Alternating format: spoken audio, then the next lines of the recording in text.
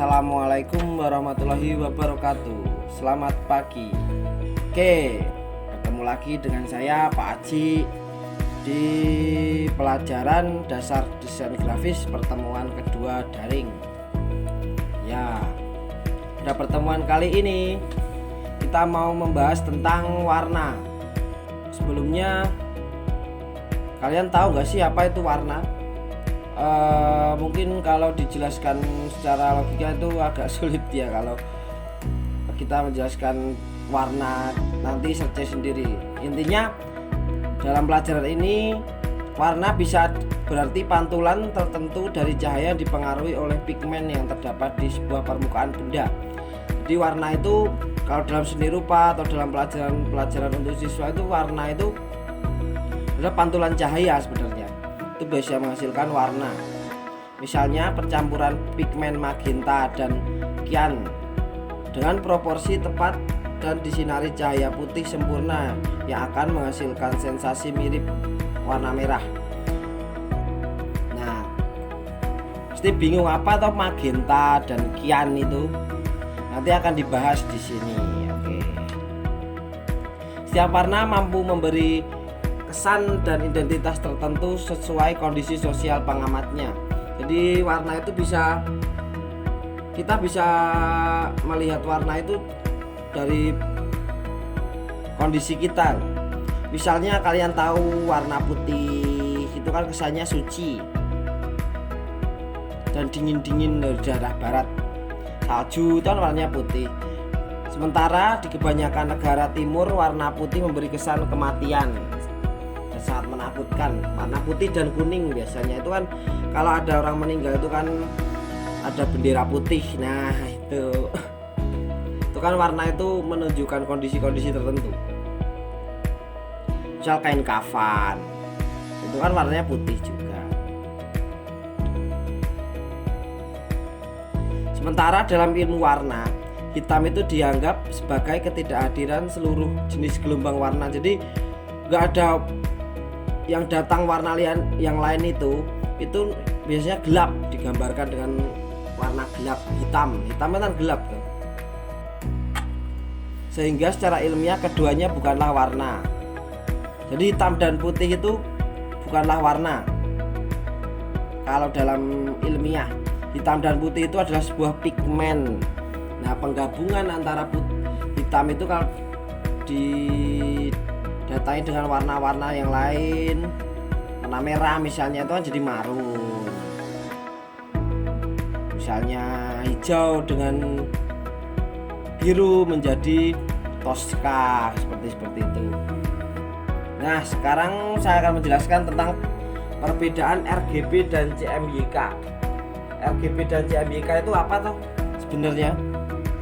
Dalam warna itu ada istilah dua jenis warna, yaitu warna RGB atau kepanjangannya red, green, blue, dan CMYK. CMYK itu kepanjangannya cyan, magenta, yellow, dan black. Bagi mereka yang sudah lama menggeluti dunia desain grafis dan percetakan sudah tidak asing lagi dengan istilah RGB dan CMYK. Ya, biasanya kalau di percetakan itu menggunakan CMYK. Nanti perbedaan warna RGB dan CMYK itu biasanya di digital dan dicetak. Misalnya desain web itu kan pakai RGB. Nah, kalau CMYK itu jika kalian mau mendesain untuk biasanya digunakan untuk cetak, misal membuat banner, membuat brosur itu biasanya menggunakan warna CMYK.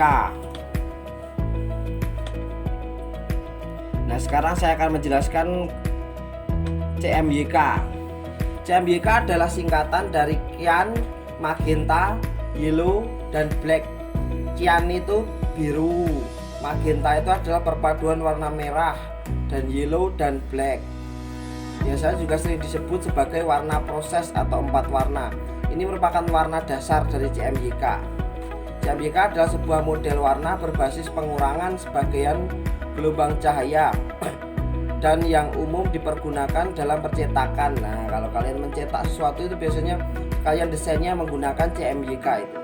kalian lihat banner-banner di pinggir jalan itu biasanya warnanya warna CMYK, karena warna CMYK itu memang diperuntukkan untuk warna-warna yang menjadi hasilnya cetak, semisal buku, semisal apapun itu warna CMYK.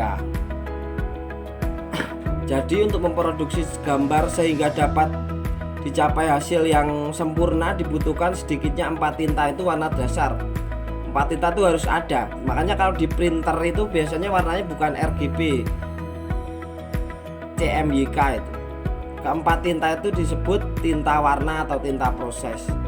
Tinta proses adalah tinta yang dipergunakan untuk memproduksi warna dan proses teknik cetak tertentu seperti offset, litografi, rotogravur, letterpress atau sablon. Nah, itu sablon-sablon itu juga CMYK. Berbeda dengan tinta yang akan digunakan suatu lapisan, karena tinta yang digunakan dapat ditumpuk-tumpuk. Maka sifat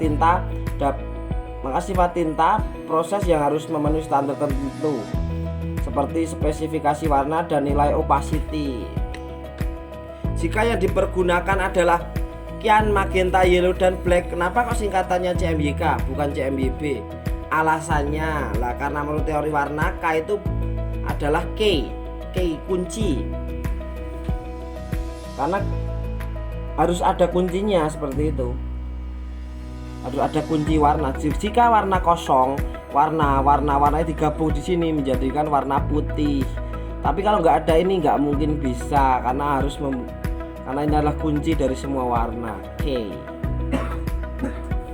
Sehingga tanpanya warna jadi tidak lengkap.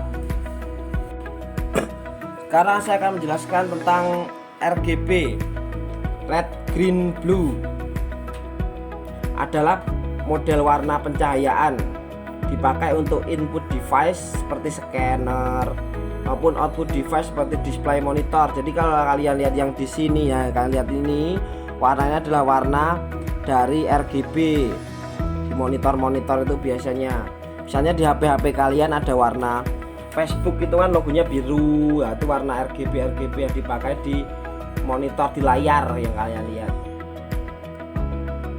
Apabila RGB tersebut dikombinasikan maka terciptalah warna putih. Jadi kalau tiga itu digabung menciptakan warna putih. Bedanya kalau CMYK digabung menjadi warna hitam. Nah kalau ini digabung menjadi warna putih, karena dalam CMYK itu putih sudah masuk di dalam warna itu. Misalnya marun itu adalah warna dari CMYK, warna merah, tapi warna merah CMYK bukan RGB. Warna RGB itu biasanya digunakan di media elektronik seperti televisi, monitor komputer, juga scanner. Nah itu biasanya memakai warna RGB. Karena itu warna yang ditampilkan pasti selalu terang dan menyenangkan, mesti menyolok itu warnanya kalau RGB. Karena memang disetting untuk display monitor gitu loh.